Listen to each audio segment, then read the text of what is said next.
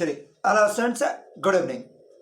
ठीक है, देखो आज अभी जो सी मानसून का समय चल रहा है, इस कारण वीडियो समय पर नहीं जा रहा है। आप सभी बहुत इंतजार कर रहे होगा, लेकिन तो भी वीडियो समय पर नहीं है। कल भी नहीं जब भेज सके, आज भी सुबह के समय के बदले में अभी शाम को आपको वीडियो भेज रहे हैं, वो भी छोटा वीडियो, क्योंकि मौसम सही नहीं है और लाइट का भी थोड़ा कमी है, आवाज़ में भी बैकग्राउंड आवाज़ भी ज़्यादा रहता है, इस कारण समय पर नहीं पा रहा है। लेकिन आगे से ध्यान रखिए, जैसे मौसम सुधरेगा आपको समय पर वीडियो पहुंचते चल जाएगा।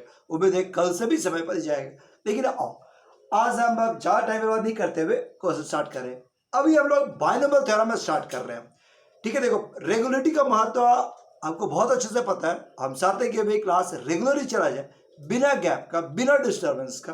ठीक है, रेगुलर ही चले, इसी कारण हम चाहते ज़्यादा से ज़्यादा क्लास हो रेगुलर ही हो। आओ आप भी रेगुलरिटी से ही क्लास को कंटिन्यू करते रहिए। अभी हम लोग चैप्टर जो पढ़ा रहे हैं वो है बाइनोमियल थ्योरम। अभी तक आपको हम क्या पढ़ाएं, तो पहला वर्ड सिखाया फैक्टोरियल। आपको फैक्टोरियल याद है ना बात? जैसे फैक्टर 5 है, मतलब क्या हुआ, 1 से लेकर 5 तक का product. 1 into 2 into 3 into 4 into 5, value क्या हो गया 120। फैक्टोरियल 3, 1 से 3 तक का प्रोडक्ट यानी कि 6। फिर आपको एक सिंबल सिखाया एनसीआर, फैक्टोरियल एन बटा फैक्टोरियल आर और एन माइनस आर। पढ़ेगा जैसे 7c5 है, तो फैक्टोरियल 7, फैक्टोरियल 5 और फैक्टोरियल 2। ठीक है, वैल्यू निकालना याद है ना, कितने दिन में भूल गए।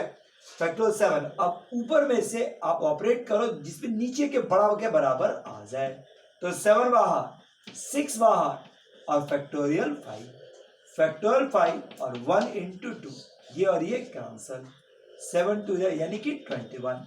चलो जो भी याद तो आपको होगा ही, और इसके बाद भी नहीं याद है तो पीछे का वीडियो एक बार देख लीजिए, क्लियर हो जाएगा। फिर आपको ये एक्सपेंशन सिखाया, एन से 0 एक्स प्लस ए का पावर एन, इसका ये फाइनल एक्सपेंशन। आपको एक्सपेंशन पर भी हम प्रैक्टिस करवा चुके हैं। ठीक है, आपको हम फैक्टोरियल भी सिखाया है, एनसीआर भी सिखाया, फिर एक्सपेंशन सिखाया, तीनों का प्रॉपर्टीज को भी सिखाया। आप उन सभी को जरूर देखिए। अगर नहीं याद है तो एक बार प्रीवियस वीडियो को देख लीजिए, ज्यादा अच्छा है। ठीक है, लो एक सवाल पीछे का बनाते हुए चलते हैं, जल्दी बनाओ, पावर बड़ा नहीं करते। X by y, y by x, x by y, x by y plus y by x whole to the power 5। लीजिए इसको अब एक्सपेंड कर लीजिए। वीडियो यहां पर रोक लो थोड़ा देर और उसको एक्सपेंड कर। बना चुके तो ही बनाओ, ये नहीं कि बना चुके हैं, अरे खाना तो आप कल भी खाए थे, क्या आज नहीं खाइएगा? तो आप इसको जरूर बनाइए, एक्सपेंड कीजिए, प्रैक्टिस कीजिए तो फायदा देगा। ठीक है, टाइम का लिमिटेशन है, टाइम मौसम का भी लिमिटेशन है, इसलिए अब और शुरुआत करते हैं। 5c0 एक्स बाई वाई का पावर, एक्स बाई वाई का पावर 5 और वाई बाई एक्स का पावर 0 प्लस प्लस। अड़ेगा 5c1 X by Y whole to the power 4 और Y by X to the power 1 plus plus. अड़ेगा 5c0 5c2 X by Y to the power, X by Y to the power 3 और y by x का power 2 plus 5c3 x by Y का power 2 और y by x का power 3 plus 5c4 x by y to the power, x by Y का power 1, y by x का power 4 plus plus 5c5 x by y. तो just केवल आपको हम याद दिला रहे हैं, प्रैक्टिस तो आपका किया हुआ है ही। अड़ेगा प्रैक्टिस किया हुआ है, केवल आपको हम याद दिलाते हुए बनाए।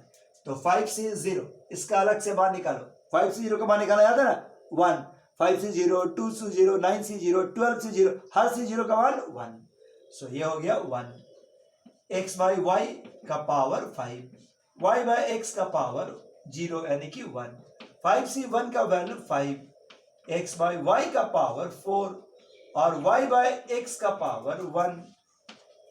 अड़ेगा 5c2 का वैल्यू 10, x बाई वाई का पावर 3 और y बाय एक्स का होल स्क्वायर प्लस 5c3 का वैल्यू 10, x बाई वाई का होल स्क्वायर और y बाय एक्स का होल क्यूब। 5c4 का वैल्यू 5, x बाय वाई का पावर 1 और y बाय एक्स का पावर 4 पड़ेगा। इसका मान 1, इसका भी मान 1 और y बाय एक्स का पावर 5, ऐसा कुछ पड़ेगा। x by Y whole to the power 5 plus, ये आप सिंप्लीफाई कर जस्ट उल्टाना है, 5 x बाय वाई का पावर 3 प्लस 10, सिंप्लीफाई करोगे तो x by Y plus 10 y by X plus 5 y by x का whole cube plus y by x का पावर 5। क्या आप एक्सपेरिमेंट कर लिए? क्या आपका सही था? अगर सही है तो बहुत बढ़िया बात है। चलिए अब आगे बढ़ाते हैं।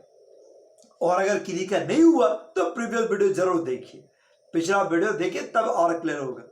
लीजिए लास्ट टाइम आपको हम क्या सिखाएं, इसके बाद आपको सिखाएं how to write any terms.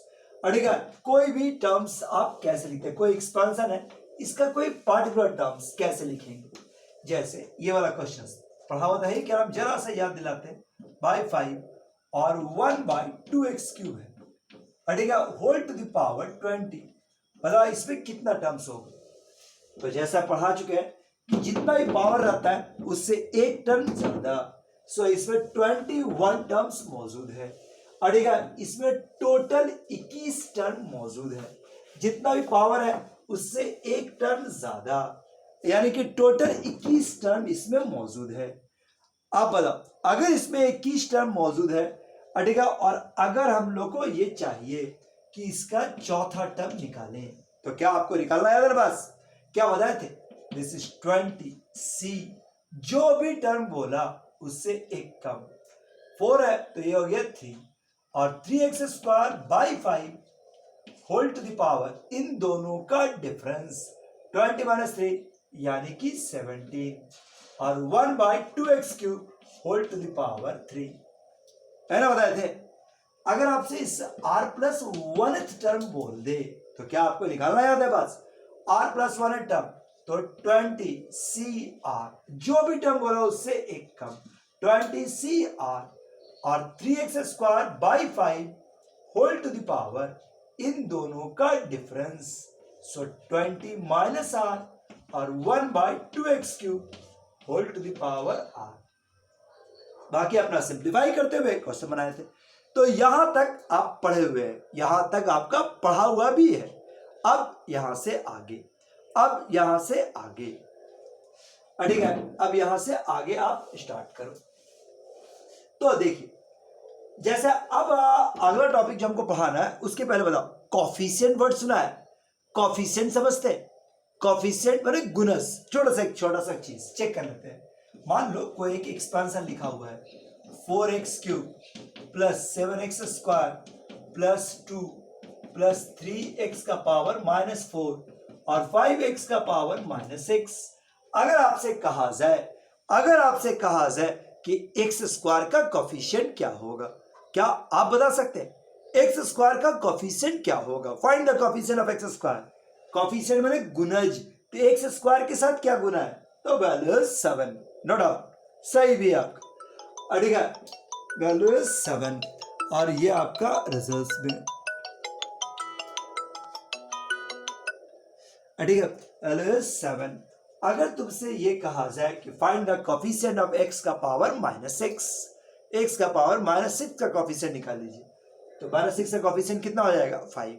क्या ये बात ठीक है? ठीक है, find the coefficient of x का पावर 0। अगर कहा जाए find the coefficient of x का पावर 0, मतलब जिसमें x का पावर 0 है ऐसा टर्म कौन? तो दिस इज 2। तो एक्सपेंशन लिखा हुआ है तो कोई भी कॉफिशिएंट आसानी से निकाल सकता है। नहीं, अगर टर्म्स दिया हुआ है तो कॉफिशिएंट कोई भी आसानी से डिस्कस कर सकता है।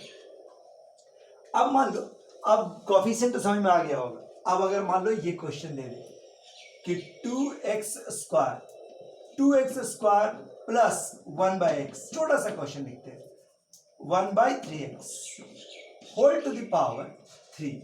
नहीं, और कहा जाए, देख लो बड़ा से एकदम छोटा सा क्वेश्चन दिए हैं, 2x स्क्वायर और 1/3x। और इसी क्वेश्चन में ये कहा जाए फाइंड कोफिशिएंट ऑफ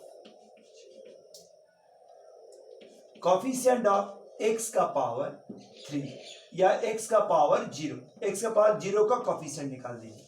क्या आपसे बन सकता है? फाइंड कोफिशिएंट ऑफ x का पावर 0, x का पावर 0 का कोफिशिएंट निकालें। कैसे निकालें? सिंपली एक्सपेंड कर दो। तरीका है ना हम लोग पास है, हम लोग इसका एक्सपेंशन जानते ही है।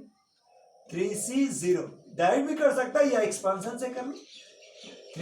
1/3x का power 0 plus plus 3c1 2x square का पावर 2 और 1/3x का power 1 plus 3c2 2x square का पावर 1 और 1/3x का पावर 2 प्लस 3c3 बढ़ेगा 2x स्क्वायर का पावर 0 और 1/3x का पावर 3। लो नॉर्मली एक्सपेंड कर दी, बढ़ेगा नॉर्मल वे में एक्सपेंड कर दिए।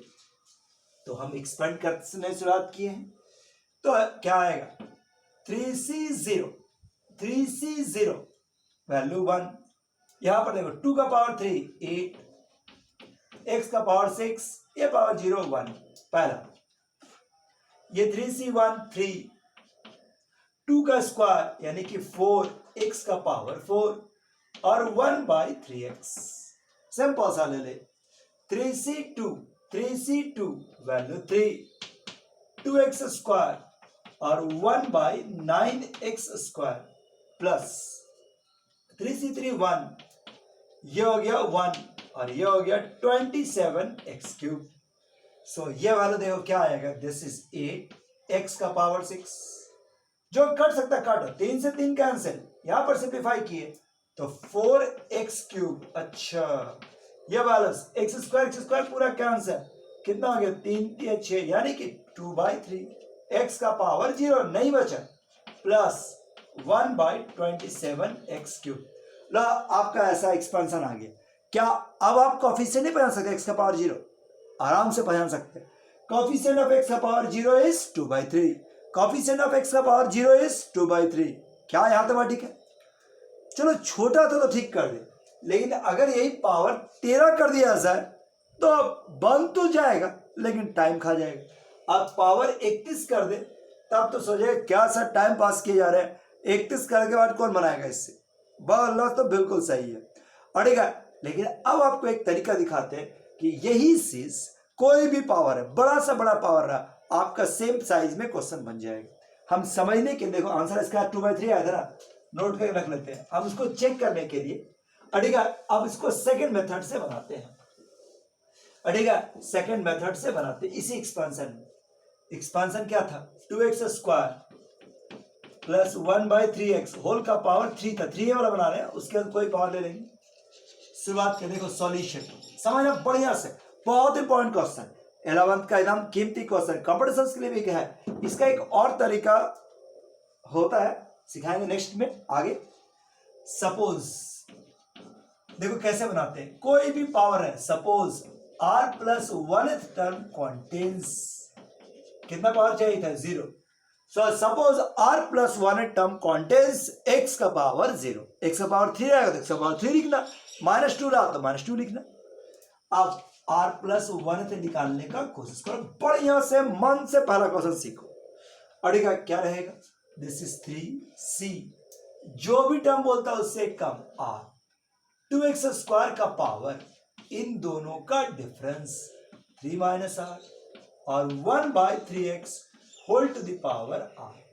सो ये वैल्यूज क्या हो गया 3cr 2 to the power 3 - r और x स्क्वायर का पावर ये तो हो गया 6 - 2r। यहां पर जल्दीबाजी नहीं करना, यहां पर आपको 2 लाइन 3 लाइन कंट्रोल करके बढ़ना होगा। 2 to the power 3 - r, x square का पावर 3 - r, 1/3 का पावर आराम से सारे टर्म जो भी गुना भागा में है सब में बांट दो। 2 to the power 3 - r, x का पावर 6 - 2r और 1/3 का पावर r और x का पावर r। लीजिए ऐसा क्या हो जाएगा 3cr 2 to the power 3 - r और नीचे हो गया 3 का पावर r। x का टर्म यहां भी है, x का टर्म यहां भी है, 6 माइनस 2r माइनस r। अब सेम बेस पर पावर घटता है, जानते ना, बस सेम बेस पर पावर घटता है, a का पावर m बटा a का पावर n होता है a का पावर m माइनस n। यहां से आराम से शांत दिमाग से मैथ को हैंडल करना। इसके बाद ये इक्वेशन था, हम लोग क्या चाहिए, कोफिशिएंट ऑफ x का पावर 0, ठीक है। नाउ अब ये x का जो भी पावर आए केवल x का टर्म लेना, 6 माइनस 3r बराबर x का पावर 0, तो 6 माइनस 3r बराबर 0, r का वैल्यू क्या हो गया 2, अड़ेगा। So r is equal to 2, r is equal to 2, so r का वैल्यू 2 आ गया। क्या यहां तक बात ठीक है?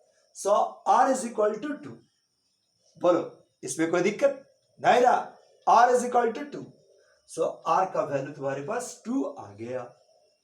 अब r का वैल्यू 2, अब यहां से हम लोग को इतना ही साबित हो गया कि यहां पर r का वैल्यू कितना हो गया 2, दैट इज 2 प्लस 1, देखो हमें क्या मान के आते हैं r plus 1, that is 2 plus 1, T third contains x का पावर 0, सो तीसरे टर्म में x का पावर 0 रहेगा। सो बताओ कोफिशिएंट निकाल सकते हैं फ्रॉम फर्स्ट, हमेशा फर्स्ट में ही, फ्रॉम फर्स्ट रिक्वायर्ड कोफिशिएंट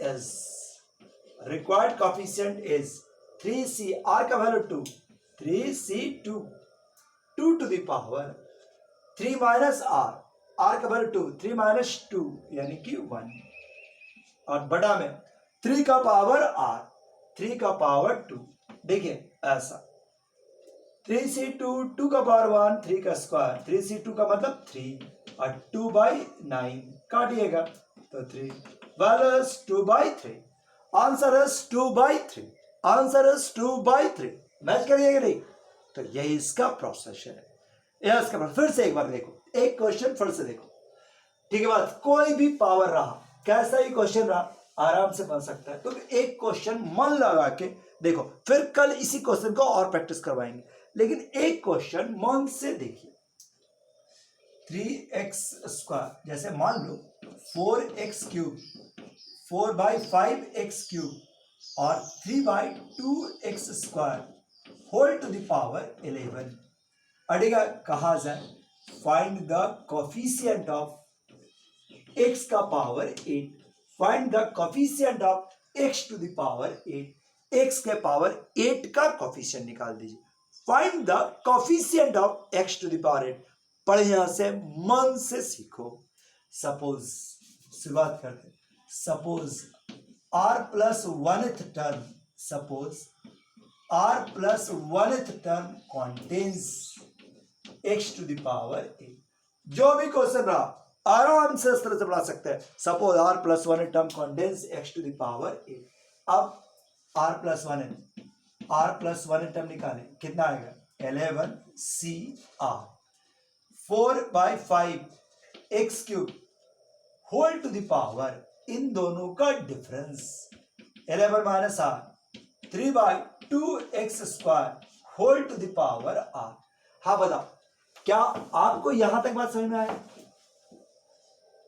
इसमें तो कोई दिक्कत नहीं है, r प्लस 1 टर्म लिखने में दिक्कत नहीं होता है, ये टर्म लिखे। इसके बाद एक्साइटमेंट नहीं, आराम से कूल डाउन, धीरे धीरे यह वैल्यू शुरुआत कीजिए 11cr, जितना भी टर्म गुना भागा सब में रहेगा, सब पर पावर बांटो।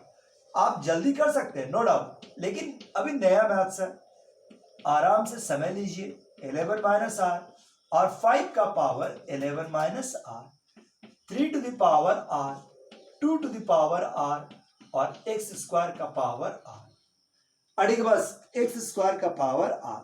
बोलो यहां तक बात ठीक है? इस तरह से पावर को बांटा जा सकता है। सो ये आपका रिजल्ट, ठीक है। अब इस तरह से बांटो, क्या आ जाएगा 11cr, 10 is 4 to the power 11 minus r। आराम से पावर को बांट, धीरे धीरे। तुम इस नियम को समझता है ना, a का पावर m होल का पावर रहा तो a का power m into n, a का पावर m गुना a का पावर n रहा तो m प्लस n, मतलब इसी का खेल है, इसी से मैथ को कंट्रोल हो रहा है। इससे आप कंट्रोल कीजिएगा, धीमा धीमा कंट्रोल करते हुए। तो यहाँ पर 4 का पावर 11 माइनस आर, 5 का पावर 11 माइनस आर, अड़ेगा 3 का पावर आर और 2 का पावर आर। यहाँ पर क्या बचा, x का पावर 3 गुना, यहाँ पर ध्यान रखना 33 माइनस 3 आर। जल्दीबाजी में नया में क्या होता है, 33 हो गया, आर का आर छुड़ गया, जबकि होना क्या चाहिए था, x का पावर 33 माइनस 3 आर और x का पावर 2 आर। तो कोई जल्दीबाजी नहीं है, अरे जब सब कंट्रोल हो जाए तो पहले स्टेप पे आप लिख लेंगे, लेकिन अभी जल्दीबाजी नहीं, बेवकूफ़ी नहीं, आराम से यहाँ पे समय लीजिएगा। ठीक है, अब इस क्वेश्चन में आप दिस इज 11CR, 4 का पावर 11 माइनस आर, 5 का पावर 11 माइनस आर, 3 का पावर आर और 2 to the power r. Same page पर पावर घटता है, 33 माइनस 3R माइनस 2R, अड़ेगा 33 माइनस 3R माइनस 2R। लो ऐसा अड़ेगा।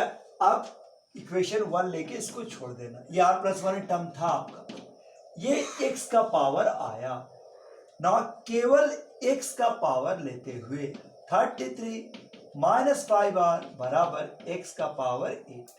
सो 33 माइनस 5R बराबर 8, इधर लाए, सो 25 बराबर 5R। सो R का वैल्यू कितना आ गया, R का वैल्यू 5, दैट इज, अब क्या था, 5 plus 1 6 term contains x to the power 8। इससे ये पता चला कि इसके छठे टर्म में x का पावर 8 आएगा। Now the required coefficient is, तो फ्रॉम फर्स्ट में ही बैठेंगे, फ्रॉम फर्स्ट अड़ेगा required coefficient is equal to क्या हो जाएगा, तो ये देखो 11C, जो भी टर्म रहेगा 5, 4 का पावर 11 माइनस 5 यानी कि 6, 5 का पावर 6, 3 का पावर 5 और 2 to the power 5। So required coefficient is 10। क्या आपको बात समझ में आए, क्या ऐसा चीज समझ में आएगा? आप इसको घर पे प्रैक्टिस कीजिएगा मन से, ठीक है। लो एक क्वेश्चन हम देते हैं इसको, अगला कि 3x स्क्वायर बाई 5 और 4 by 3x whole to the power 14, find coefficient of x square, coefficient of x square. लो इसको ट्राई करो, अड़ेगा इसको आप ट्राई कर सकते हैं। देखो लाइट का अचानक बहुत ज़्यादा लाइट कम गया है, अड़ेगा साथ में डिस्टर्बेंस आ रहा है, तो इसको आप बनाइए, अगर संभव हुआ तो नेक्स्ट वीडियो में जाएगा, और या तो नहीं तो कल का क्लास में चलेंगे, ठीक है। बस आज यहाँ के लिए इतना ही काफ़ी है, आप इसको देखेंगे ज़रूर, प्रैक्टिस ज़रूर कीजिएगा, इजी टॉपिक है लेकिन इम्पोर्टेंट टॉपिक है, ठीक है। Thank you.